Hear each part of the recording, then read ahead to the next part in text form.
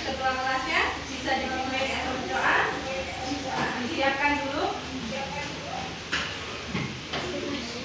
Ayo. Ayo, silakan.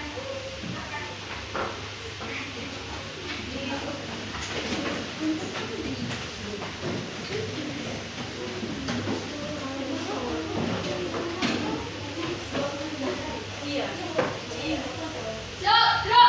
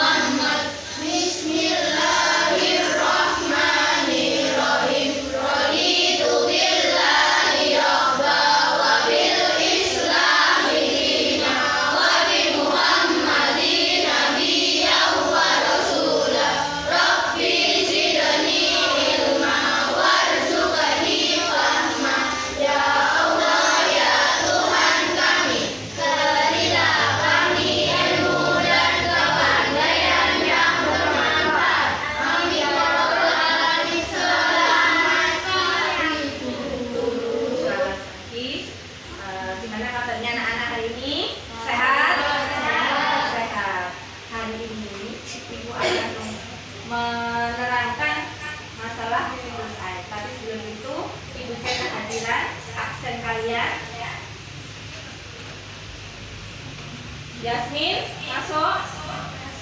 Masuk. Ayu, masuk. Anti, Yulika, Naura, Aida, Fuad, Aldi, Naufal, Vano, Nafian, David, Agung, Dilan, Brahma, Luki. Oke. Hari ini Dias akan menerangkan mengenai siklus air kelas 4 ya. Coba sebelum memulai pembelajaran, Dias ingin tahu, ada yang tahu dari mana asalnya hujan? Dari air. Oke. Terus kalau dari mana awan terbentuk? Ada yang tahu? Tidak ada yang tahu. Oke, hari ini kita belajar mengenai peserta didik mendeskripsikan terjadinya siklus air. Jadi kalian bisa mendeskripsikan bagaimana siklus air dan kaitannya dengan upaya menjaga ketersediaan air. Dan alur tujuan pembelajaran kita hari ini, kalian bisa mengidentifikasi urutan siklus air. Tujuannya yaitu setelah melihat video nanti, kalian dapat membuat diorama siklus air dengan benar dan rapi. Bahannya nanti sudah Ibu siapkan. Sekarang Ibu akan memainkan video pembelajaran. Tolong diperhatikan dulu ya. Sebanyak 97,5% air yang ada di bumi merupakan air asin, bukan air tawar yang sesuai dengan kebutuhan sehari-hari manusia. Dari 2,5% air tawar yang ada, sebagian besarnya tidak dapat digunakan karena berada di tempat yang jauh dan terdalam, seperti terperangkap dalam bentuk salju, es di kutub, atau di bawah tanah yang sangat dalam. Hanya kurang dari 1% air tawar saja yang dapat digunakan oleh manusia. Menurut Kementerian PUPR, penggunaan air rata-rata setiap orang di perkotaan Indonesia adalah 144 liter per harinya, setara dengan 16 buah galon air. Hampir separuhnya digunakan untuk mandi. Sisanya digunakan untuk mencuci, memasak, dan minum. Kok bisa air tawar di bumi yang jumlahnya sedikit tidak habis digunakan terus-menerus oleh manusia?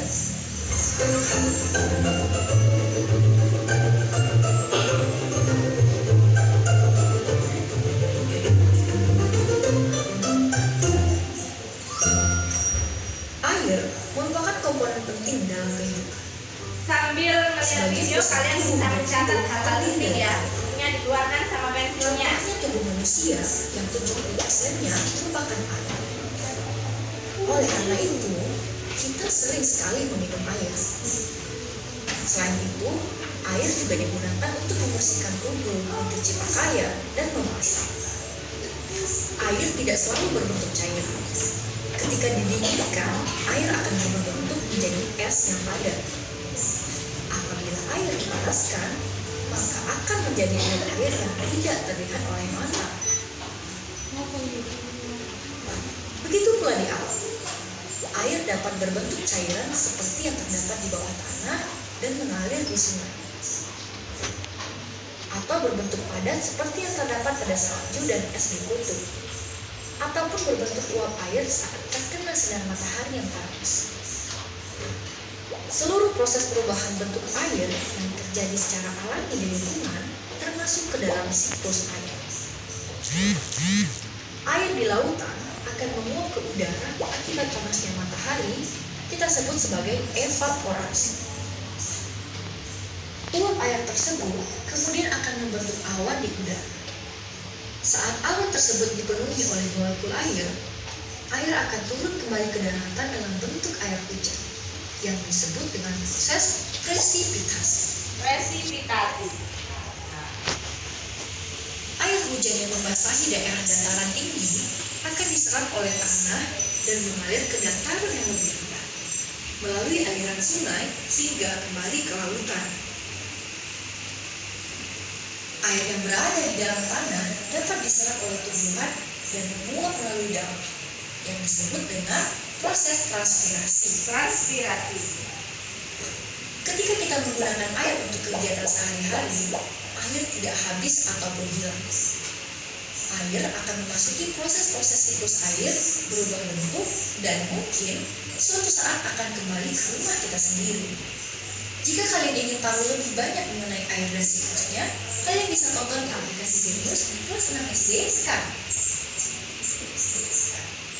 Oke, setelah melihat video tadi, apa yang kalian lihat dalam video tadi? Siklus air. Oke, tahapan siklus air. Terus, hal menarik apa yang kalian ingat? Yang kalian ingat tadi apa? Kalau air itu tidak akan pernah habis. Coba sekarang bayangkan apa yang bisa terjadi jika air di bumi itu habis. Kekeringan, terus apa lagi? Kehidupan semuanya mati, makhluk hidup semuanya mati, manusia mati, hewan dan tumbuhan juga mati. Makanya itu air sangat penting bagi kehidupan. Sekarang Budias akan memutarkan video mengenai cara pembuatan diorama.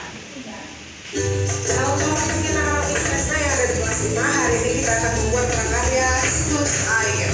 Nah, bahan-bahannya yang kita perlu persiapkan adalah kardus bekas ukuran 40 x 40 cm dan juga ukuran 40 x 20 cm. Dan kertas karton warna biru ukurannya 40 x 20 cm dan juga 40 x 40 cm. Berikutnya adalah kertas origami warna hijau, hitam, dan kuning, benang. Berikutnya lem dan juga gambar gunung yang dibuat dari kertas kardus ukuran 40 cm dan 20 cm dibuat seperti ini, dan juga pulpen, pensil.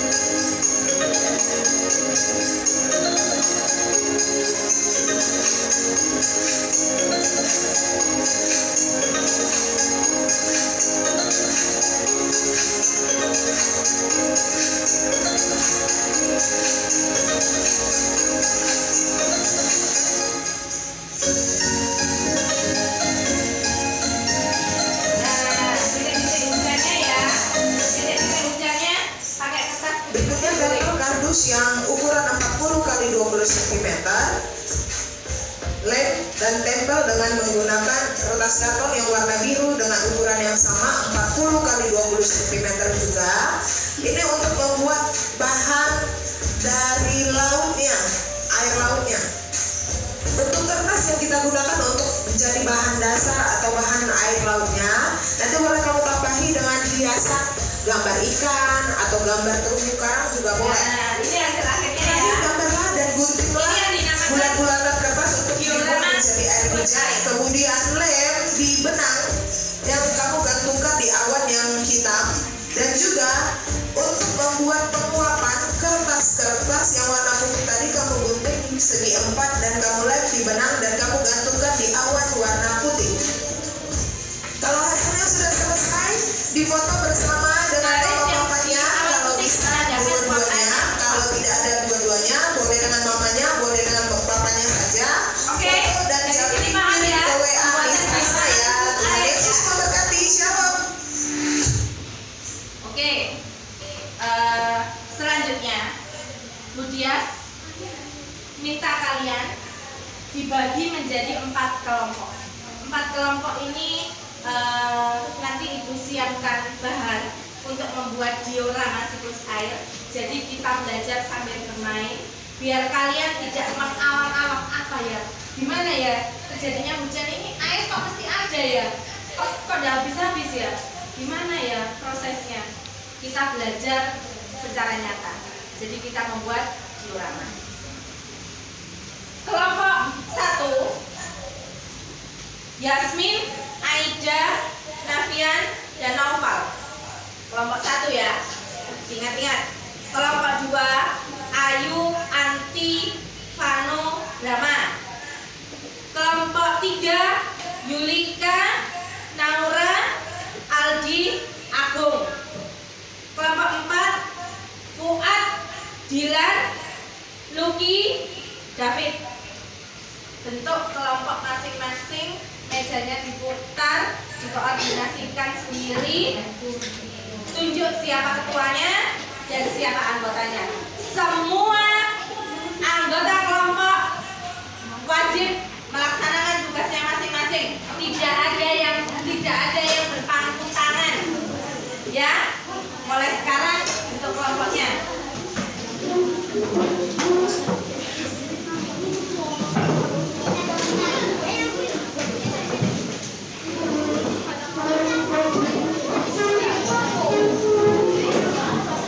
Yuk, yang kerja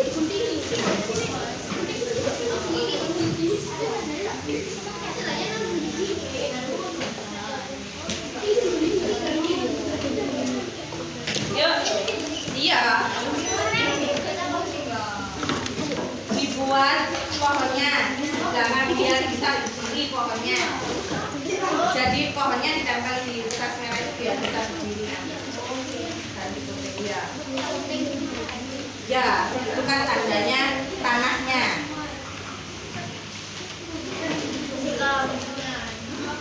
Pinjam yang bawah.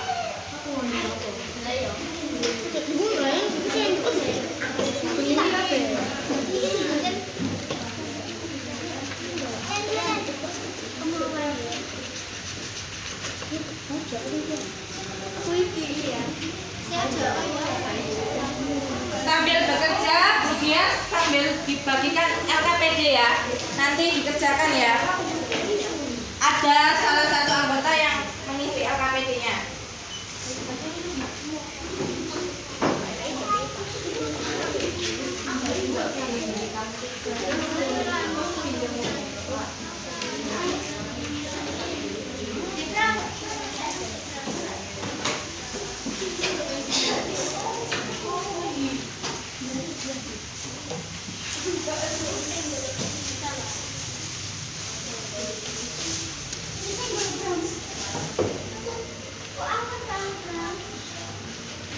Krimnya nanti bisa berbagi ya.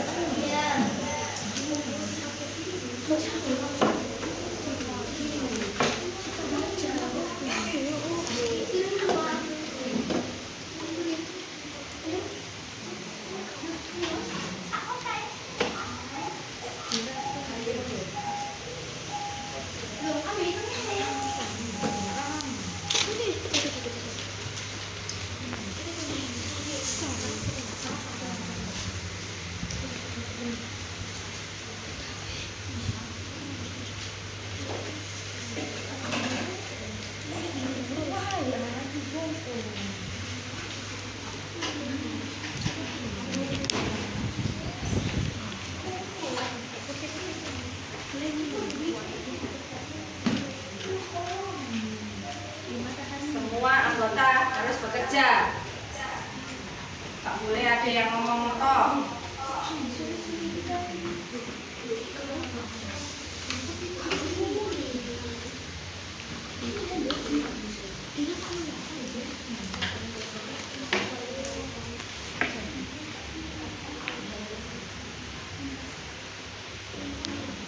Dalam LKPD itu yang pertama kan disuruh melihat video tadi sudah. Yang kedua disuruh menulis langkah-langkah bahan-bahan yang dibutuhkan dalam membuat diorama.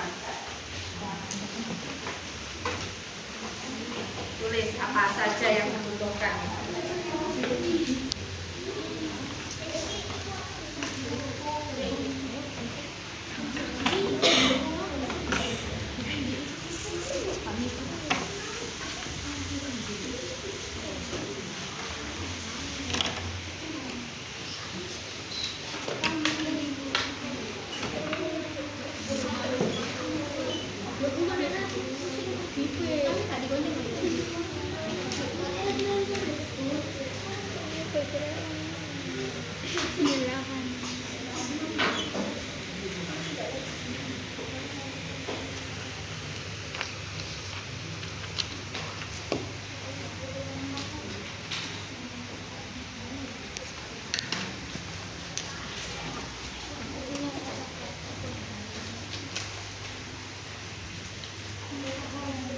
Kerja cepat. Dan letakkan sebelah sini.